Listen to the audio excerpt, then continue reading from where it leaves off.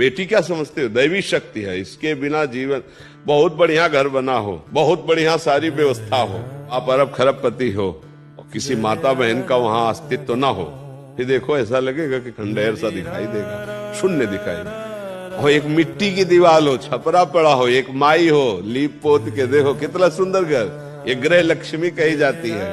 तो बेटी को ऐसा ना सोचे, बेटी बेटा है। और आपको सच्ची बताए, आजकल जब बेटा की धक्का लगते ना माता पिता के, तो बेटी ही पालन पोषण करती है।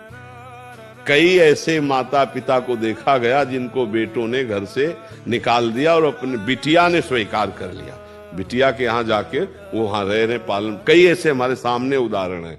और पिता को कोई भी विपत्ति आवे तो आगे बेटी ही खड़ी हमें नजर दिखाई दी है।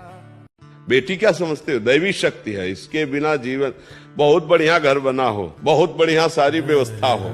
बेटी क्या समझते हो? दैवी शक्ति है, इसके बिना जीवन बहुत बढ़िया घर बना हो, बहुत बढ़िया सारी व्यवस्था हो, आप अरब खरबपति हो और किसी माता बहन का वहां अस्तित्व ना हो, फिर देखो ऐसा लगेगा कि खंडहर सा दिखाई देगा, शून्य दिखाई देगा।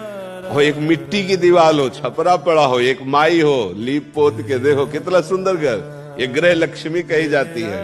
तो बेटी को ऐसा ना सोचे, बेटी बेटा है। और आपको सच्ची बताए, आजकल जब बेटा की धक्का लगते ना माता पिता के, तो बेटी ही पालन पोषण करती है।